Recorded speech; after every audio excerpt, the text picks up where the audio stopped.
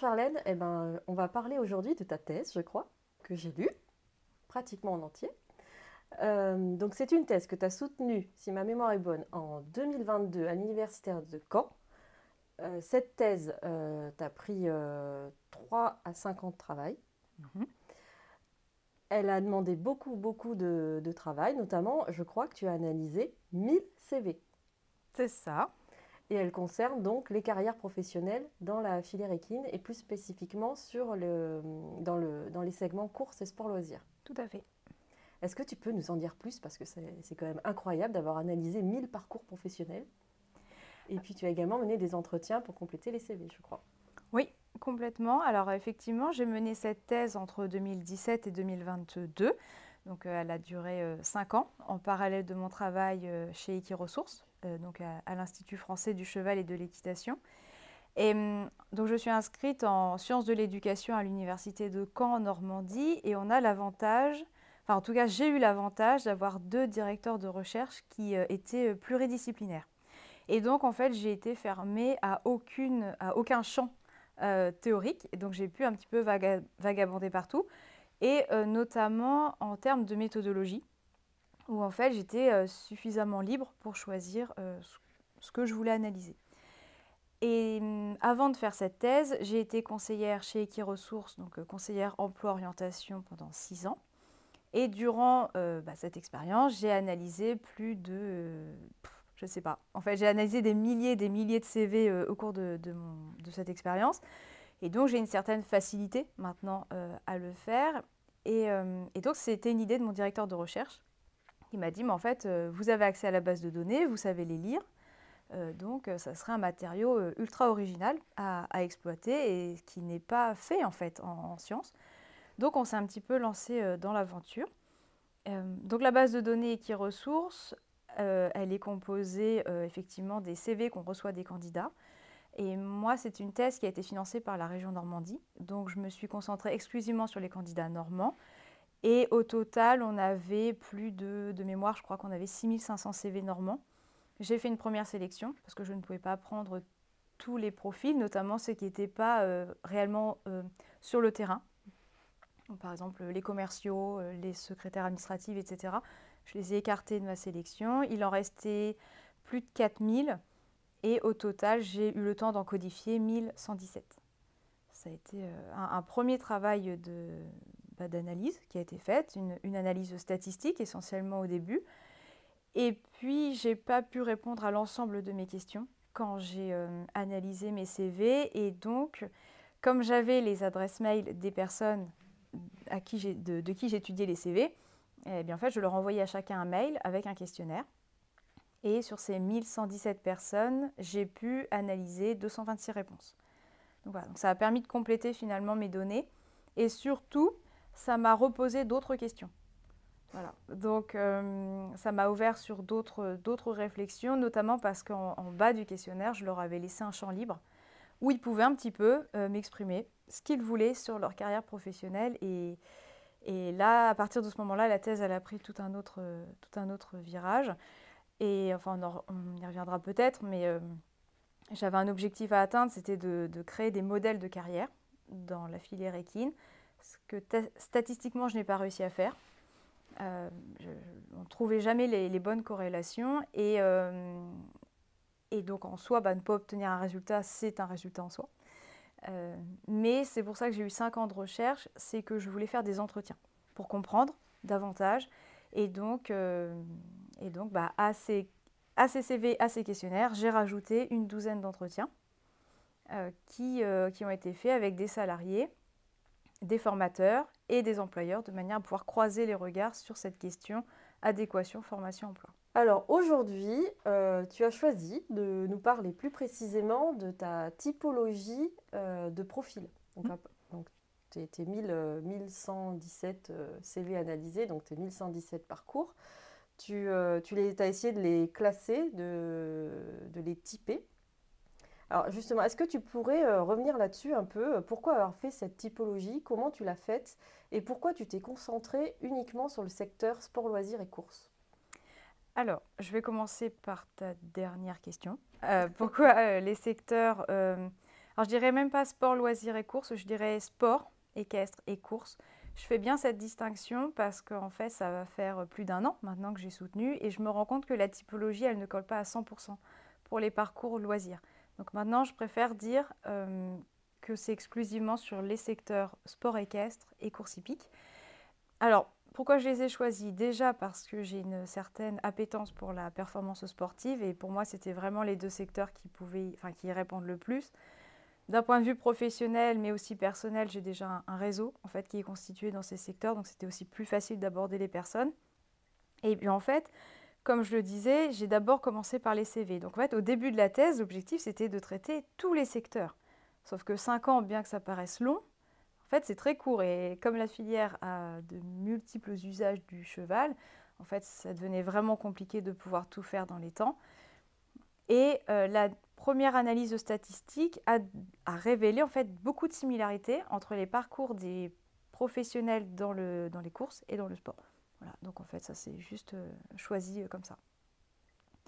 Et donc la question de la typologie, je devais expliquer les éventuels problèmes entre l'adéquation, formation et emploi pour les métiers du cheval. Voilà, ça c'était l'une des commandes et pour y répondre, en fait, j'ai pris le biais d'étudier les carrières professionnelles.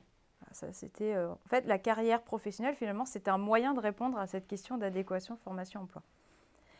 Et donc dans les objectifs qu'on s'était plus ou moins fixés avec l'université, c'était de se dire ça serait bien qu'on comprenne un peu le modèle type de la carrière quand on travaille avec les chevaux. Et c'est pour ça que statistiquement, on n'a pas obtenu les résultats escomptés parce que les résultats finaux ont démontré qu'il n'existait pas un type de carrière, mais 6 types de carrière.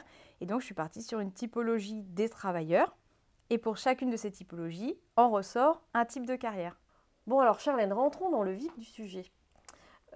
Tes différents profils de professionnels, tu les as répartis en 3 grandes catégories dans ta thèse. Ces 3 grandes catégories, tu les as appelées avec des termes étonnants. Tu as même fait un dessin, donc il y a une pyramide qui reprend les 3 catégories de profils. Tout en haut, tu as les prédisposés. Ensuite, tu as les disposés. Et ensuite, tu as les non disposés. Le terme plus étonnant, je pense, des 3. Alors, est-ce qu'on peut attaquer peut-être par le haut de la pyramide? C'est quoi un prédisposé? Alors, c'est vrai que les termes sont étonnants, je te l'accorde, mais je crois aussi que ça fait partie, quand on fait de la recherche, d'être des fois un petit peu provoquant. Et ces termes, j'y tiens beaucoup. Ça a été un grand débat, notamment avec l'université. Mais en fait, ils ont le mérite d'être clairs et de poser des mots clairement, où finalement, dans prédisposer, on entend prédisposition. Ce sont des personnes qui ont les prédispositions pour appartenir au secteur des courses ou au secteur des sports équestres. Dans les prédispositions, il faut entendre d'avoir le capital culturel, c'est-à-dire que ce sont des personnes, et pour peut-être mieux comprendre, on va employer le terme d'héritier, sont des enfants qui vont être nés dans un univers où il y a des chevaux autour d'eux au quotidien, c'est-à-dire qu'ils sont déjà dans un mode de vie où en fait il y a le cheval. C'est pas le cheval qu'on va aller voir le mercredi une fois de temps en temps. Non, non, c'est tous les jours, il y a les chevaux qui sont... La maison est intégrante à l'écurie quelque part. Et donc ils acquièrent sans s'en rendre compte tout un style de vie de par leurs parents. Et donc ils ont cette culture cheval. Avec cette culture cheval, on peut associer le réseau. C'est-à-dire que les parents vont côtoyer probablement des personnes qui eux aussi ont des chevaux et en fait ils vont créer tout un réseau qui sont dans ce même univers.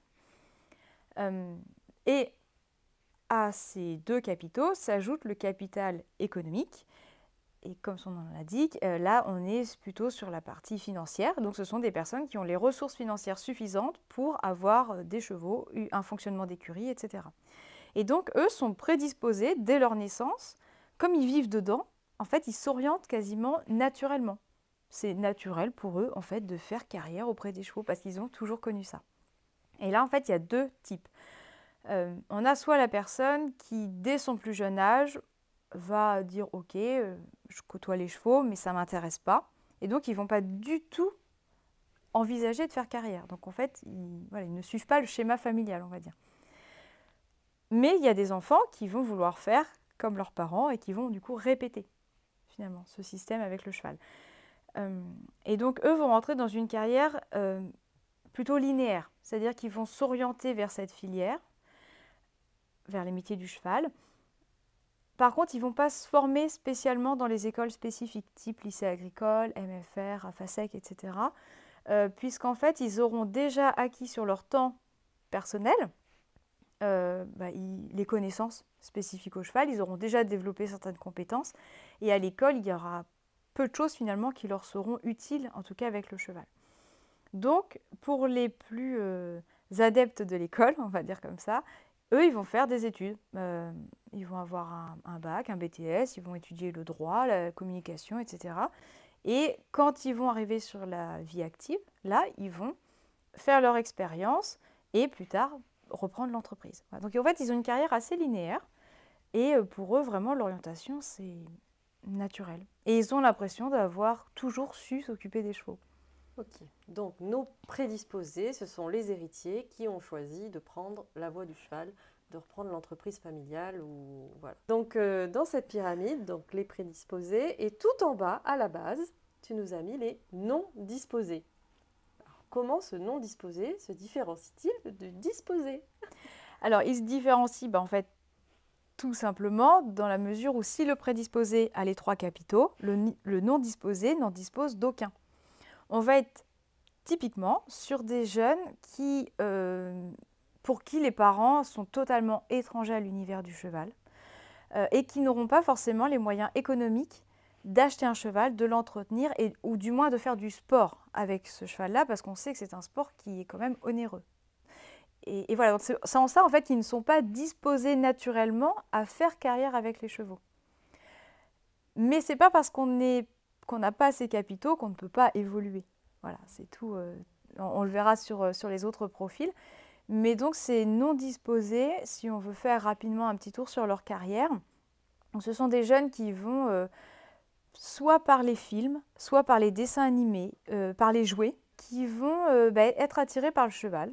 Souvent, les parents ne savent pas pourquoi. Ils ont l'impression que ça tombe un petit peu du ciel. Et pour les plus chanceux, ils vont avoir des parents qui vont pouvoir leur offrir des cours d'équitation. Donc ces jeunes-là, ils vont aller dans un centre équestre, le plus proche de chez eux, et puis ils vont découvrir ce qu'est le rapport au cheval, l'équitation, mais ce seront des rapports très ponctuels.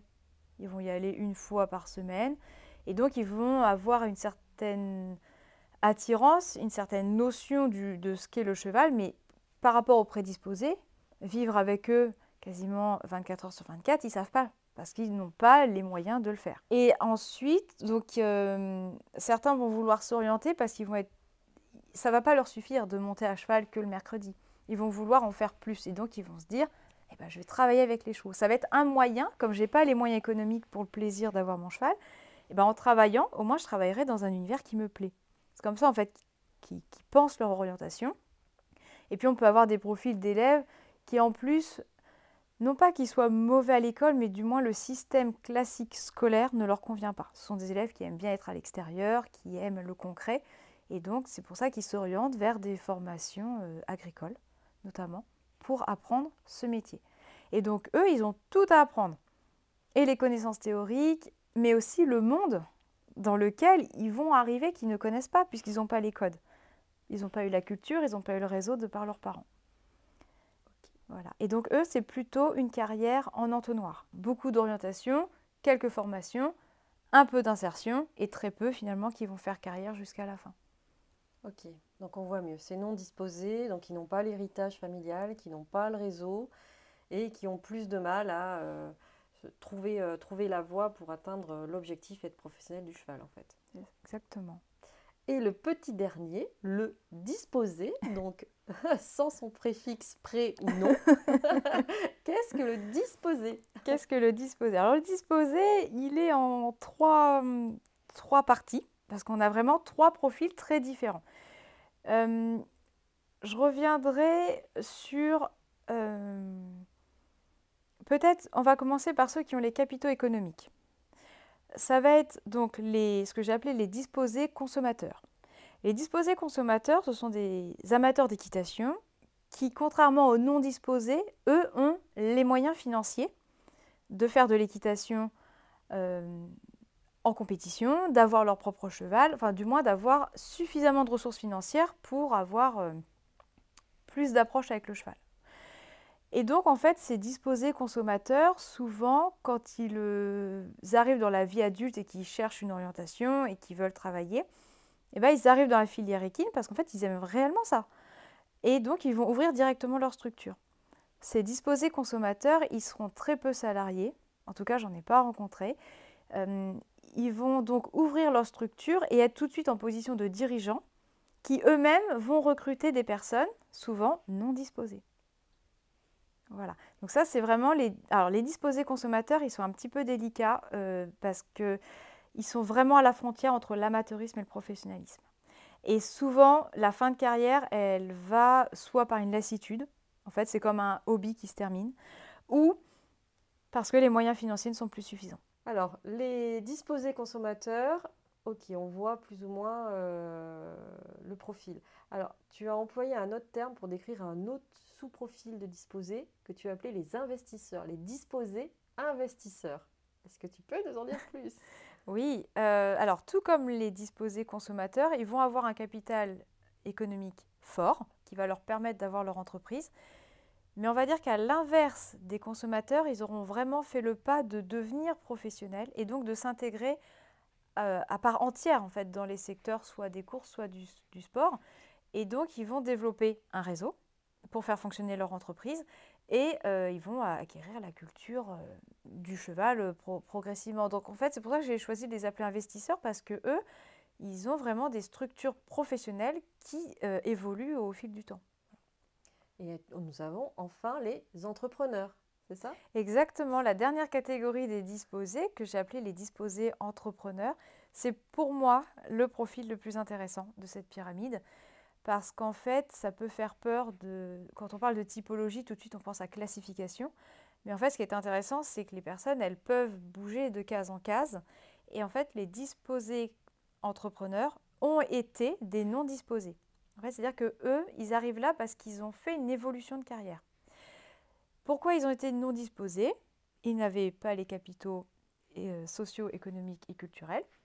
Mais par contre, par leur engagement très fort et leur investissement, ils ont réussi en fait à intégrer les mondes des courses et des sports équestres par un travail, on va dire, acharné. Ce sont des vrais passionnés dans la mesure où pour eux, contrairement aux non disposés que j'ai appelés exécutants, eux ne vont pas être avec le cheval parce que c'est un travail.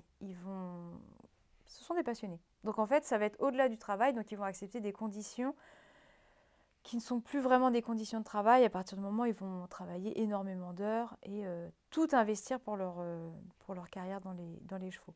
Ils ont une orientation où ils vont aimer le cheval, mais plus que le cheval, ils vont aimer la pratique de l'équitation ou des courses. En fait, c'est vraiment ça qui va les tenir et les motiver. Alors, ils vont interrompre leur scolarité pour aller dans une école spécialisée pour apprendre les rudiments du métier. Et souvent, ce qu'il apparaît sur ces profils, c'est que la formation, elle s'arrête parce qu'ils s'ennuient à l'école. Parce qu'en fait, ils ont, sur leur temps personnel, quelque part, été bénévoles dans le centre équestre. Ils ont beaucoup lu, ils se sont beaucoup renseignés finalement sur ce métier. Donc, ils ont appris quelque part tout seuls voilà, les connaissances nécessaires en tout cas pour travailler avec les chevaux. Et donc quand ils arrivent en centre de formation, ils peuvent s'ennuyer ou du moins ils sont déçus parce qu'ils s'attendaient à en apprendre encore plus, tellement ils sont passionnés. Donc ils vont interrompre et puis ils vont surtout avoir des propositions des employeurs qui vont très vite leur demander d'intégrer les entreprises.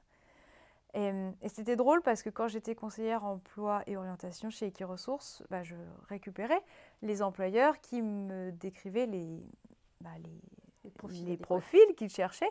Et des fois, je me disais, mais c'est pas possible, ils cherchent le mouton à 5 pattes. Et en fait, avec la thèse, eh bien, ce mouton à 5 pattes, c'est notre disposé entrepreneur qui, en fait, est capable de beaucoup travailler, d'être énormément investi, très engagé auprès de son employeur et qui ont des connaissances et qui sont de véritables travailleurs. Et donc voilà, donc en fait, ils vont faire toute leur carrière comme ça. Souvent, ils vont pas changer ou très peu changer de métier, très peu changer d'employeur. Ils sont assez fidèles au fonctionnement de leur entreprise. mais ils vont aussi, pour ceux qui ne vont pas jusqu'à la retraite, ils vont interrompre leur carrière parce qu'ils se rendent compte aussi qu'ils atteignent un certain plafond. En fait, ils se disent, ah bah là, en fait, je ne peux plus évoluer. J'apprends moins, voire j'apprends plus. Là, j'ai atteint le maximum du poste que je pouvais. Et donc, voilà, il y a presque plus de challenge. Alors, en fait, ils arrêtent. Pour certains, ça va être ça. Ils sont très peu regardants sur les conditions d'emploi, finalement. Euh, voilà, donc, ça fait des carrières qui s'arrêtent, on va dire, assez progressivement, assez tout doucement. Et ce qui est drôle, sur ceux que j'ai pu rencontrer qui étaient reconvertis, autant ils n'ont pas été chefs d'entreprise dans la filière équine parce qu'ils n'avaient pas les capacités financières d'avoir une écurie, mais dans l'autre monde, l'autre monde qui n'est pas équin, là ils vont être chefs d'entreprise, artisans par exemple. Voilà pour les noms, les disposés entrepreneurs qui sont une belle marque de carrière possible, en tout cas dans la filière équine. Alors, juste pour tes disposés entrepreneurs, donc tu les as décrits comme des challengers qui ont les capacités à devenir entrepreneurs, mais au final, en fait, ils passent pas à l'action, c'est ça? Ils n'ont pas leur propre structure dans leur carrière professionnelle dans la filière équine. Oui, je suis peut-être passée un petit peu vite sur ce point. Ils n'ont pas les capitaux économiques suffisants pour se lancer dans la création d'entreprises et avoir leur propre structure. Mais j'ai choisi quand même le terme d'entrepreneur parce qu'ils agissent dans l'entreprise dans laquelle ils sont salariés comme si c'était la leur. Salarié idéal. C'est le salarié idéal. Notre mouton à 5 pattes. Alors, très bien. Donc, merci Charlène. Donc, si on essaye de faire un résumé, enfin une petite synthèse de tout ce que tu viens de nous expliquer, on comprend que la base, c'est quand même cette histoire de capitaux, que c'est les capitaux à la base qui façonnent pas mal de carrières, donc les capitaux économiques, les capitaux environnementaux et sociaux. Et tout ça combiné avec l'engagement, l'effort au travail, le réseau, toutes ces choses-là font que derrière, tu as réussi à dégager des profils et donc des parcours professionnels. Alors moi, il y a une de tes catégories qui m'interpelle, où je me dis peut-être qu'il y a quelque chose à faire ou pas, je ne sais pas, tu vas me dire. Ce sont ces non disposés. On sait que la filière équine rencontre actuellement des difficultés de recrutement. Il y a ces non disposés, mais il y a également du coup tes disposés entrepreneurs. Euh, Est-ce qu'il n'y aurait pas quelque chose à faire avec ces non disposés, ces disposés entrepreneurs pour essayer de mieux les intégrer, mieux les fidéliser et peut-être répondre à la problématique de pénurie du personnel, même si ça ne peut pas tout résoudre, hein, mais... Complètement. Au tout début, je t'expliquais que je devais répondre à la question de l'ajustement entre la formation et l'emploi. Tu te souviens que j'avais utilisé les carrières pour comprendre. Et en fait, ce profil de disposé entrepreneur, il m'a permis de détecter les désajustements qui existaient justement entre la formation et l'emploi. Et notamment parce qu'en fait, travailler avec les chevaux, ça prend sur le long terme. Et en fait, on n'a pas le temps. C'est-à-dire que le fait d'avoir une pénurie de personnel, quand on a un apprenti qui arrive dans une entreprise, tout de suite, on doit être dans l'opérationnel.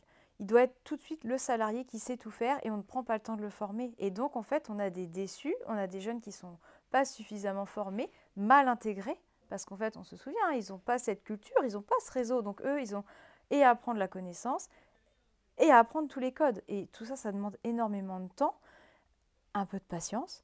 Et c'est vrai qu'on va vraiment vite et je pense que si on prenait plus le temps, on aurait plus de basculement non disposé, disposé entrepreneur. Et ça, c'est vrai que c'est un levier d'action dont la filière devrait se saisir. Et ces disposés entrepreneurs, du coup, est-ce qu'on peut les empêcher de se réorienter? Parce que tu nous le décris comme le salarié idéal et en fait, on le laisse partir et créer son entreprise ensuite en dehors de la filière équine. C'est difficile de le retenir dans la mesure où en fait il atteint son plafond. Il atteint son plafond, donc en fait le motiver, mais pour faire quoi? Pour faire quoi? Et alors pour certains, je leur ai dit, bah, pourquoi tu n'es pas devenu formateur? Mais ils ont un rapport à l'école qui fait qu'ils refusent de s'orienter dans cette voie. Donc honnêtement, ce levier d'action-là, pour moi, il est difficile. Et puis on ne va pas se mentir, il y a un moment donné où aussi ils se rendent compte que ils ont 40 ans, Ils font aussi le point sur leurs ressources financières. Et puis, comme c'est des personnes qui sont souvent habiles de leurs mains, ils vont dire, en fait, je gagne mieux ma vie en faisant quelques bricoles. Et donc, ils se Mm. rendent compte aussi de ce potentiel. Et donc, c'est vraiment difficile. En tout cas, ceux-là, quand ils partent, ils ne reviennent pas. Ok. Par Bon. contre, peut-être ceux sur lesquels on pourrait plus intervenir, c'est vraiment ce que j'ai appelé de manière très peu esthétique les non disposés exécutants. Eux, en revanche, ils ne restent que si les conditions d'emploi sont satisfaisantes. Et là, on a un vrai levier qui pourrait faire la différence, à Mm. mon sens. Mm. Conditions de travail, la clé des problèmes. Exactement. Bon, merci Charlène. Je pense que tout le monde va essayer maintenant de s'identifier un profil et peut-être de se dire, tiens, moi je suis comme ci, je suis comme ça. Mais quand même, tout le monde ne rentre pas forcément dans toutes les cases. On peut aussi peut-être avoir un peu chaque part de profil en soi, quoi. Oui, complètement. Et vraiment, si je pouvais peut-être conclure, c'est de se dire que quand on met en place des actions, il ne faut pas penser une action pour Mm. une seule, parce qu'en fait, on a des profils qui sont tellement différents, des problématiques qui sont différentes pour chaque profil, donc chaque carrière différente. Et ne serait-ce qu'en formation, moi j'ai des formateurs qui me disent, je ne peux pas être pareil avec un élève qui a des parents qui ont déjà une écurie, avec un élève qui débarque. En fait, Mm. le gap est tellement important que les formateurs eux-mêmes ne sont pas assez munis d'outils en fait, pour satisfaire deux publics totalement différents. Donc, d'où l'intérêt d'avoir créé cette typologie. J'espère en tout cas qu'elle pourra servir. Bon, eh bien, on a appris plein de choses. Merci À Françoise. quand la prochaine chronique? Alors, si vous avez manqué quelque chose, si vous souhaitez revoir des séquences, des explications de Charlène, tous les replays sont disponibles sur le site Equiresources. Charlène publie des chroniques aussi depuis le début de cette année 2023. Il y a une chronique par mois. Et tout est pareil en replay sur le site d'Equiresources. Et puis, voilà, si vous êtes employeur, n'hésitez pas à déposer vos offres d'emploi chez Equiresources. Si vous êtes en recherche d'emploi ou jeune à vouloir vous former également, n'hésitez pas à consulter le site, il y a plein d'informations utiles et les conseillers sont à votre disposition.